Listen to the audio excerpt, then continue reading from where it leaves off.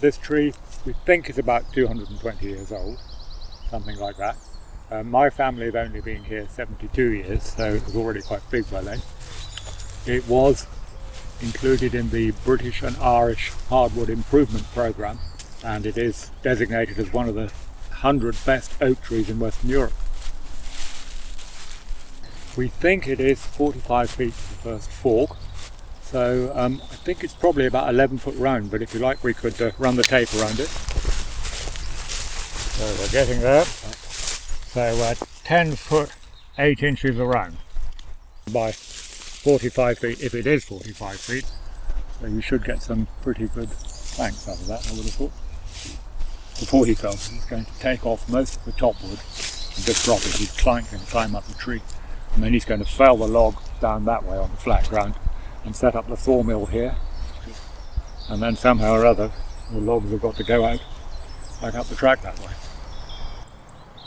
So I think its time has come, and what better way to go than to be part of the Wherry Moors.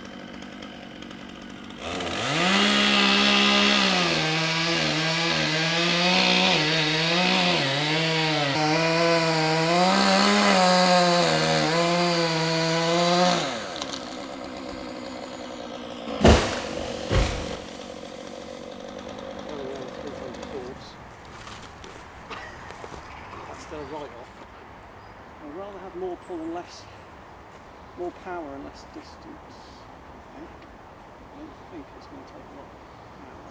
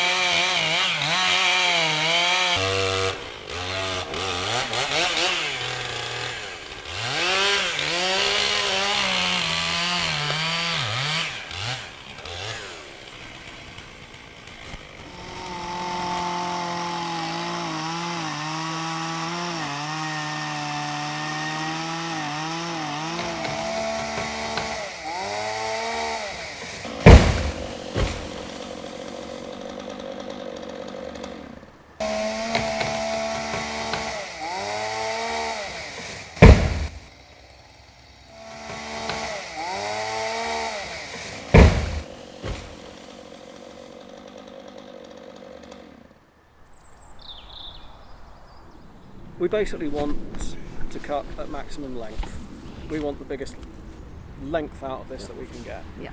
Starting from this end. Starting Yes. really from this end. So Definitely. what we'll have to do is get the mill runners, lay them next to it, work out what the longest length we can get out from this end is. What I'll do is I'll go a little bit over the 20 foot so that you definitely get 20 foot. That sounds good. Yeah, because there'll be a little bit of drying wastage on the ends. So yeah, I'll give you an extra couple of inches on that.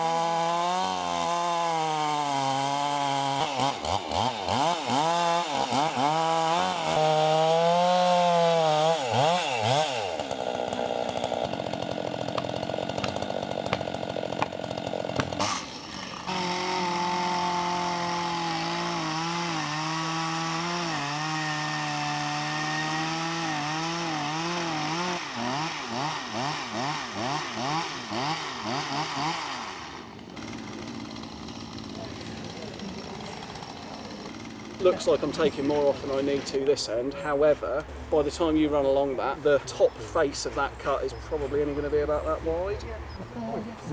And also the thing is, obviously, it's thicker here than it is halfway along.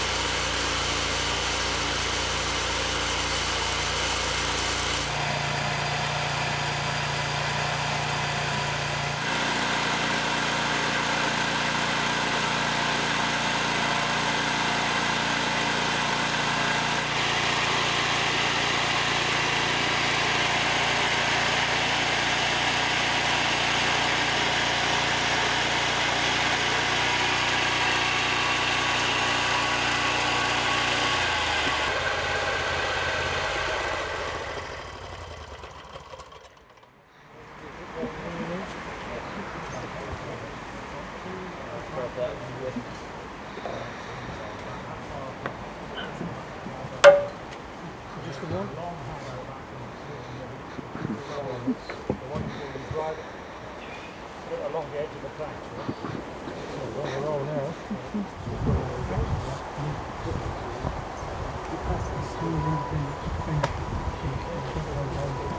It's just going to fall off. You want to come on, hold it. You want to put another one back in? Another one under it?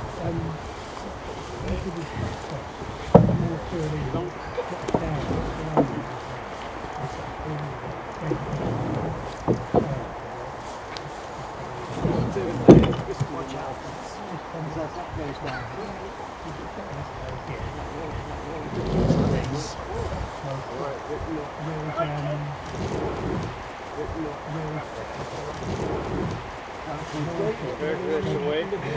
One under there.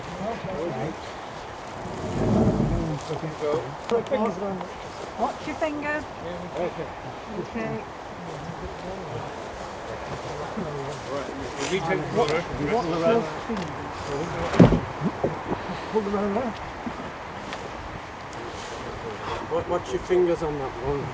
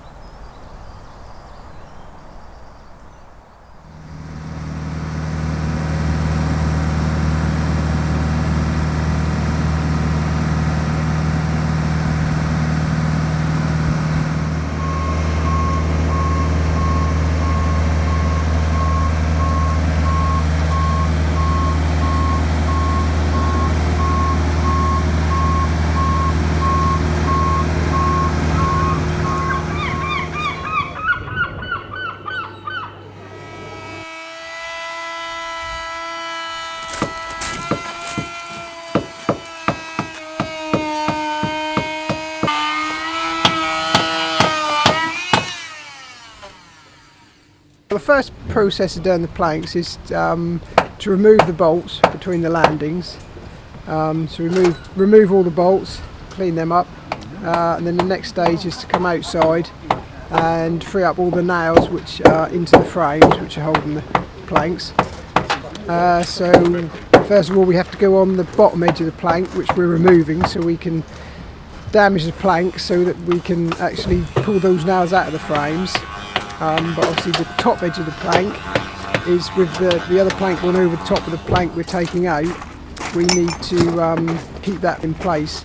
So the only way to do that is to go inside with the hacksaw and cut the frames from inside. And then once we've cut the plank from the frame, then we have to come outside and release the nail going into the plank. So by doing that we wedge up between the plank we're keeping and the old plank we're removing, wedge up in between there, so then we can get a hacksaw in between that and then cut that nail. And then by doing that, then we've cut both sides of the plank we're removing from the nail, so then we can pull the plank out. So once we've done that all the way along the length of the plank, freed those nails up and the bolts, then we can gradually just free it up and pull the plank out, hopefully in one. Sometimes it comes out in more than one piece. So then once we've done that, we've freed it up and removed it, then it's a matter of just cleaning all the landings and the frames, making sure that they're all clean, ready for the new plank to go in. Just felt like starting again. Yeah.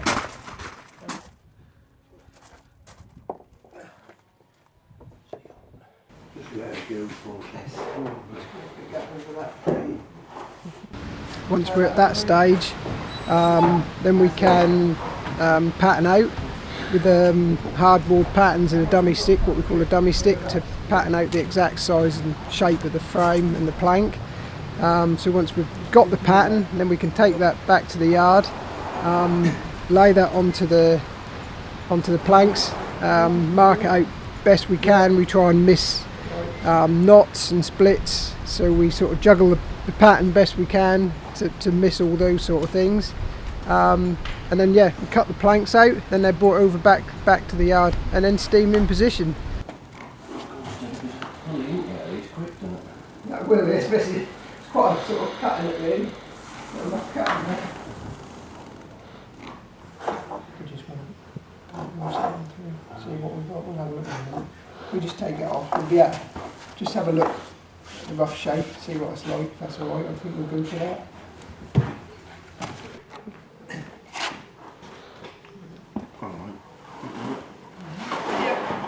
Clamp on it again so it don't run the risk of breaking it.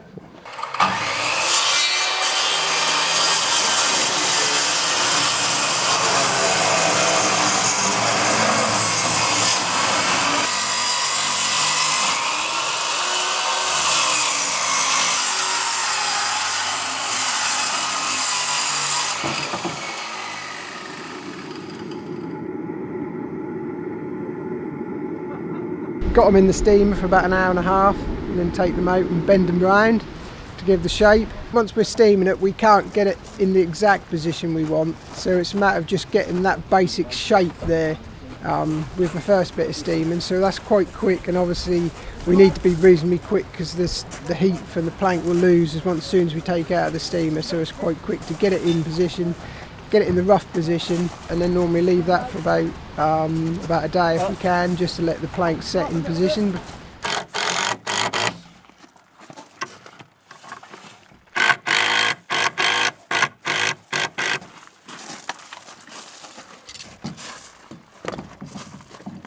Go up a little bit. That's it. The planks were quite green, so there's still quite a bit of moisture in the planks themselves. As the wood gets drier and older, it will get harder to steam. If we were going to steam some older wood, we would cut it to shape and then submerge it in water in the slipway and let it soak for as long as we could. So the greener it is, the better that will steam. So it does help a lot. Obviously the garboard there is an awful lot of shape. She's nearly vertical at the stern and the stem, and as she comes round, and she's pretty much horizontal as she comes midships. So there is a lot of twist there.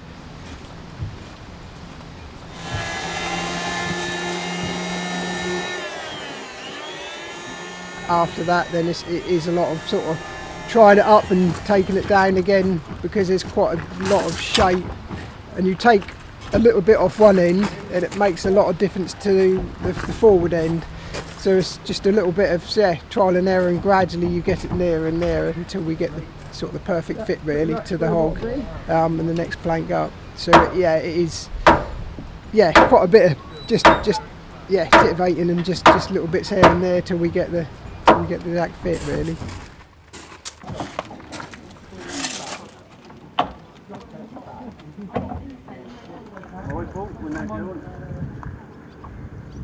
And then it's just fitting the plank in, trying to normally cut the top edge of the plank. Once we've got the top edge cut, then we can try it in, make sure we've got the fit right, and once we're really happy with the top edge is right to the frames and we're happy with the shape, then we can mark the bottom edge. So then we can mark the bottom edge of the plank, get that all cut, and once we're happy with the bottom edge, then we can get it back into position and then get it all drilled off. So we get it all drilled off, and then once it's all drilled off, then we can drop it out for the final time, get all the back edge tarred of the plank ready to go in, and then popping it back in and nail it all in as you're seeing, and job's a good one.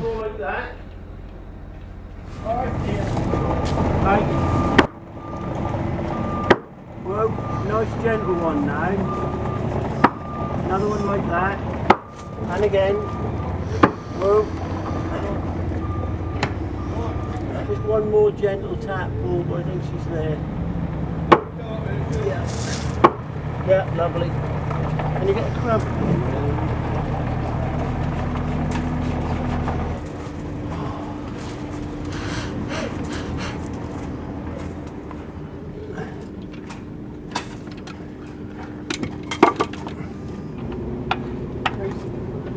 That's lovely now.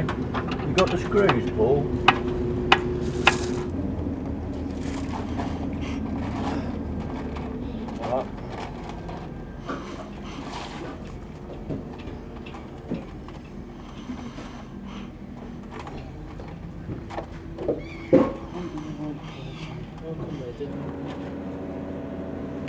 You've got the nuts and washers in there, Paul. 3 nuts and washers. Go, Paul, that's the nut and washer for the Alright, if you bolts. Let's do the hole.